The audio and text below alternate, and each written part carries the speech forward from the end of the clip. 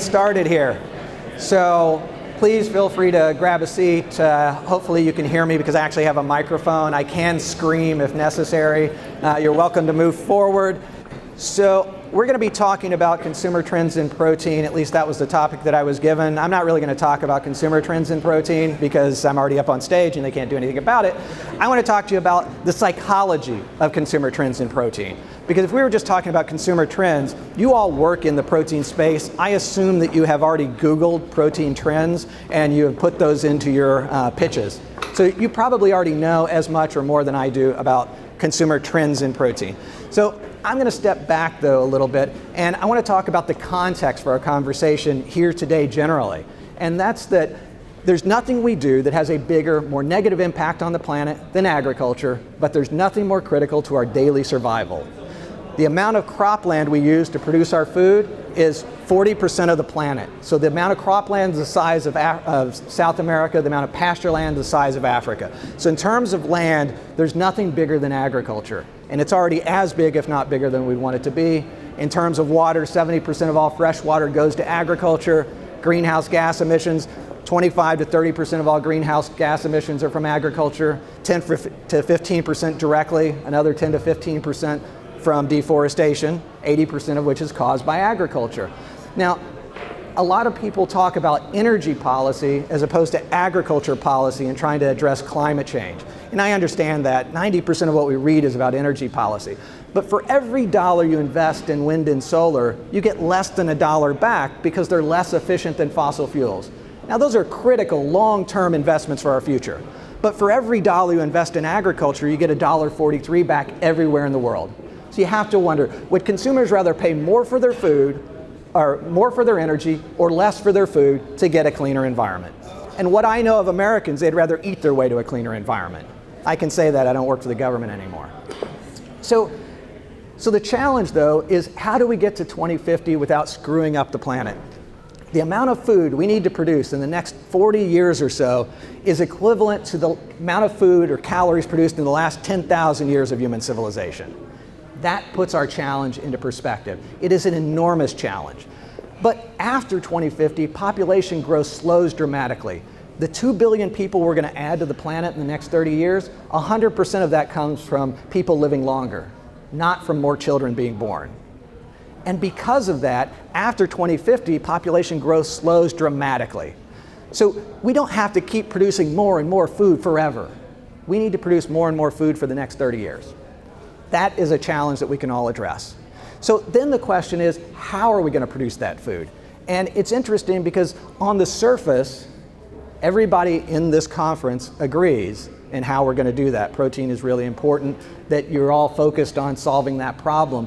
But when I look at the audience and when I listen to the presentations, I think we have two different conferences going on. We have two completely different visions of the future. On one hand, we have those who are trying to use natural products in their natural form to provide protein and products to people that they may not have had before, but somebody somewhere is using. And then I hear about people that want to deconstruct our food and produce it in a way that has never been imagined before. And that may be in fermentation tanks, and it's all going to look very different. So how we look at the science of these questions is very different. In some ways, I like to think that there are people who believe that science is the problem to be solved, and others who believe that science is the solution to our problems. And so I want to give you an example of how this plays out in our culture. How many of you have seen Avengers: Infinity War? Raise your hand. A few of you. Okay, so that movie is really about this conversation. Because in that movie, and there will be spoilers, I'm sorry, the bad guy is Thanos. And in this, he's talking about the problem with the universe is there are just too many beings. And his solution is to get rid of half of them so we can all live happier lives. And on the other hand, you have the Avengers who believe that we can solve these problems and allow people to live happily. And so there's this book that came out earlier this year called The Wizard and the Prophet, by Charles Mann. And in that, he talks about two people. The wizard is Norman Borlaug, the father of the Green Revolution, who believes science could solve our problems. And there's William Vogt, who's the who's the prophet of the story, who believes we need to use less, fewer resources, less of everything. And these two philosophical trends are critical to how the people here view the challenges we face and how the consumers that are going to be buying your products view these challenges. So in Infinity War, you have a moment in which Dr. Strange refers to Thanos as a prophet. And it's a literal wizard telling a prophet. So you really have this wizard and the prophet. I encourage you to go read it because it's important to how you talk to investors. It's important to how you talk to consumers and your customers. A lot of the people here feel like you're part of the same food tribe, but you're not. There are two tribes here. And if you can figure out how to get along, the rest of us can figure out how to get along.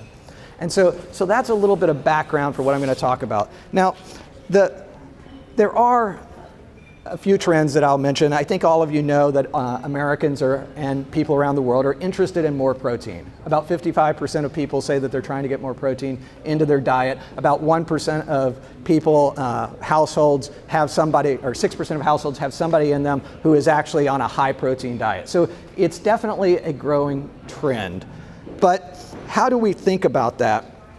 And most of that protein, though, is still coming from the animal world. It's not coming from plants. So where we are today and where we're going are very different. Now, this conference talks a lot about plant-based versus cell-based, but when it comes to alternative proteins, it's really about a diversity of sources. It could be insect protein, it could be livestock that's produced in a different way. The challenges we face require all of these different solutions in order to get there because the challenge is so great and the time is so short.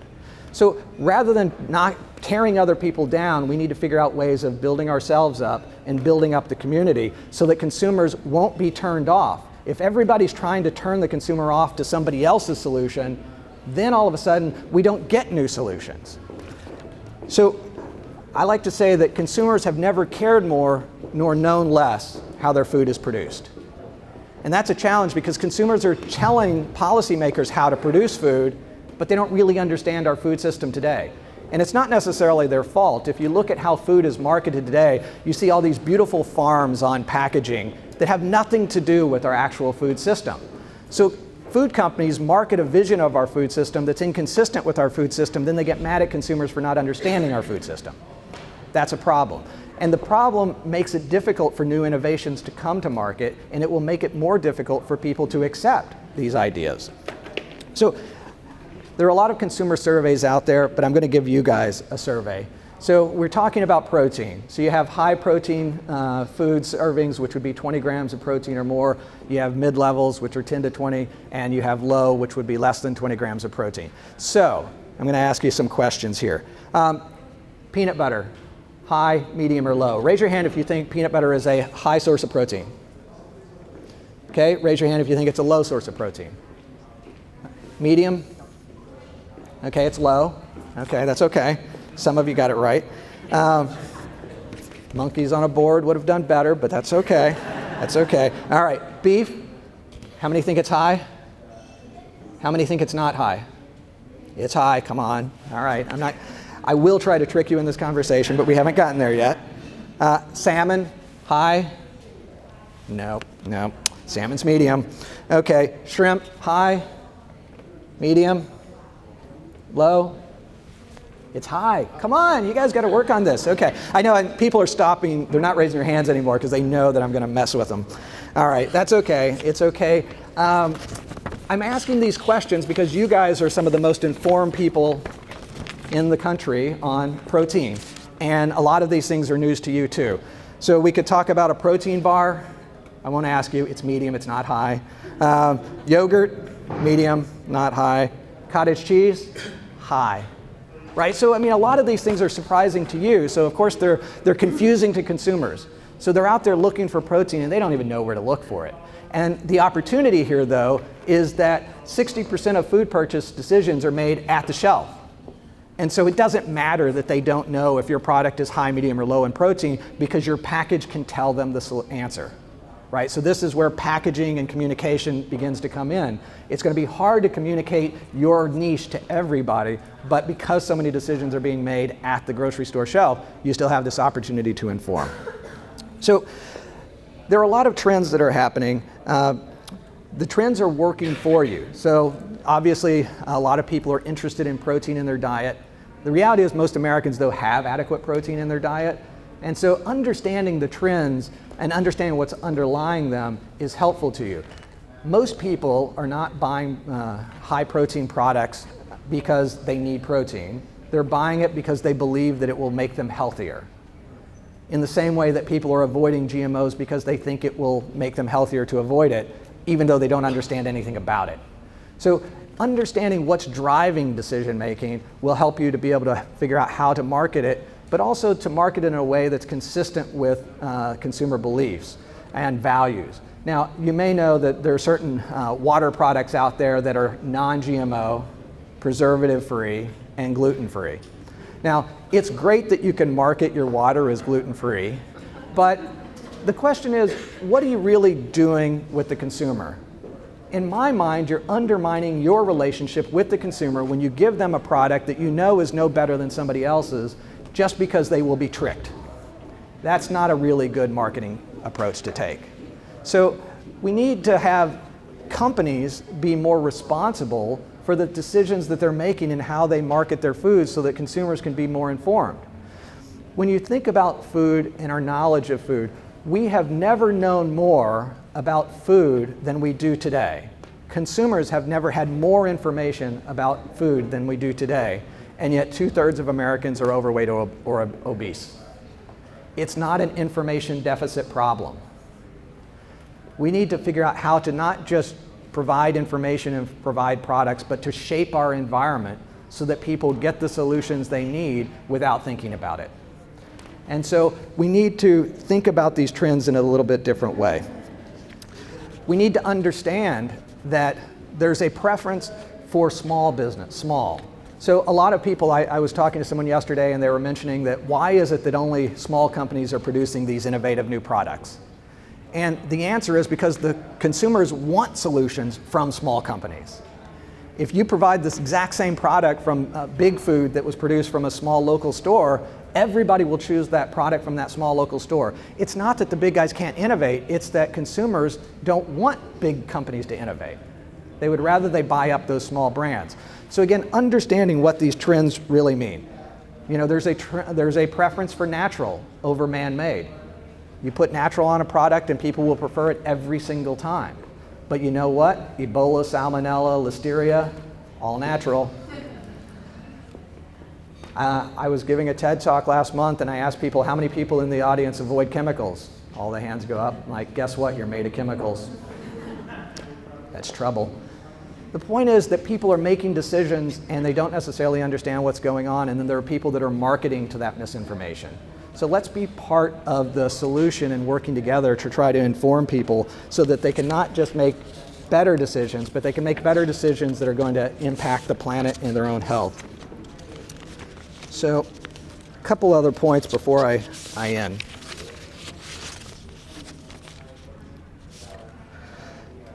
So this year is the year of the vegan, according to a lot of news sources. And in some ways, I think that's the worst thing that could have ever happened to the industry, because they're trying to put all of these different trends into the vegan box, and most people aren't vegan. And most people who aren't vegan don't want to be vegan. So it actually could discourage them from adopting trends that are important and could benefit their health. So we need to, again, think about how we market our products. And there are a lot of companies out there that have vegan products that don't put vegan on there because they want everybody to consume their product. And so a lot of what I hear about even at this conference relates to the morals and ethics of the products that people are producing. And I understand completely that the people that are producing these products have a strong moral and ethical foundation. But trying to put morals between you and the consumer, if they don't agree with you, they not only choose not to buy your product, but they may become your enemy. They may go out there and burn you on social media. They may encourage their friends not to do it. They may go out and eat a double cheeseburger in reactance to your efforts. So again, we need to think about what is your ultimate goal. Does somebody need to share your moral views in order to eat your product, or is it just important that they eat your product? Is it important that people save the planet in the right way, or is it important that we just save the planet? So I'm going to open it up to some questions. I appreciate your attention. Thank you.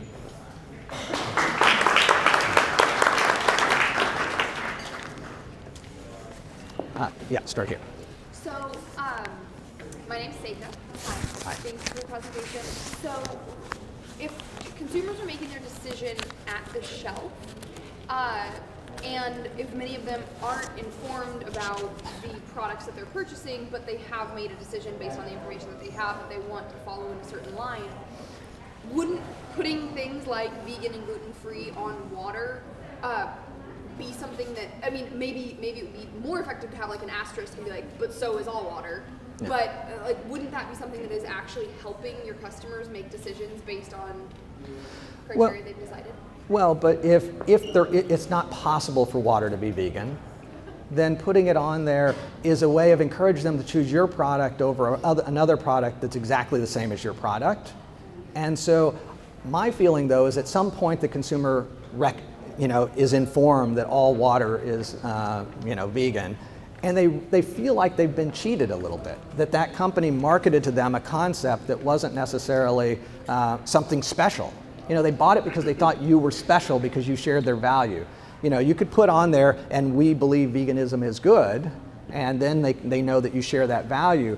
But if you're marketing your product of having a quality that is not a quality that others don't have, then I think you are at least at risk of misleading your consumer. And you're at risk of a backlash when they realize that they paid an extra $1 for that water and it didn't give them something that was going to help their family. And it may have, a lot of people, 40% of all Americans in the last year have not had enough money to buy the food they wanted at some point. So the people in this room and a lot of the people in the food industry are not the average American. A lot of people in this room talk about disrupting the food sector. Guess what? Most Americans don't want disruption in their lives. Disruption is bad. Change is bad. People love innovation almost as much as they despise change. And there's no place they despise change more than in the food they eat. Food is what brings us together as friends, as family. If you mess with my food, you're messing with my family, and people don't like that. So we need to find a way of providing accurate information and what's really a quality that you deserve. Sorry, go here and then I'll come back. Alex with Arbion. I was happy to hear these comments about innovation happening in small companies more appealing to the public. However, I need to disagree on the statement that doing innovation in big companies is possible, relatively easy to do, because I've been in that environment for many years, and one always enter into a conflict with the cash cows of these big players. Nobody wants to be in a big company that is profitable and growing, be distracted with new products. They want to focus on extracting maximum value in the shortest time from the existing cash cows. Yeah. That's my experience. So the question was that it's not necessarily true that big companies are able to innovate in the same way that small can. And really my point was, if the same product came from both a big company and a small, that people would still prefer. I think that big companies are now trying to innovate internally in a way that they haven't before. I think all of the problems and challenges that you mentioned are real, but I think that in some ways that's not going to work for them the way they expect. Even if they can come up with that innovative new product, it still might not work the way they expect it to. So how do you communicate to customer that your product is good for them or the planet while you have new technologies like transgenic salmon or single-cell protein? So how can you be transparent while having people accept your innovation? Right, and so disclosure, my parent company, or the company I work for, is Intrexon, and we are the majority shareholder in that genetically engineered salmon that was mentioned. I think that, so the question is, how do you communicate these values and sustainability and other things to the public, when you have all of these other types of innovations that are out there? And I think that there's an interest in innovation. That's when they like it when it's innovation, they don't like it when it's change. But you need to find the trends and figure out how to articulate your vision in terms of the values of your consumer. And so I think that different people will do it in different ways. If you're producing it through genetically engineered yeast or something like that, you need to communicate it in a different way. So I'll give you an example of the cell-based agriculture. With cell-based agriculture, originally we were talking about clean meat. And for me, clean meat forces you to have a conversation about food safety and ethics. And so when I talked to those companies, I suggested that they use a term like craft meat, because craft meat forces you to have a conversation about location, craft beer, quality. So even if the journalists don't use the term, you have the conversation you want to have. So it's the same product. I don't have to tell you where a craft beer comes from for you to feel like it comes from a small local brewery. I don't have to tell you where craft meat comes from for you to feel that it has place. If I call it clean meat or lab-grown meat, you feel like it comes from some sanitized place that doesn't have any soul. And so how we talk about things, I need to go to this side of the room before I come back. Anybody over here?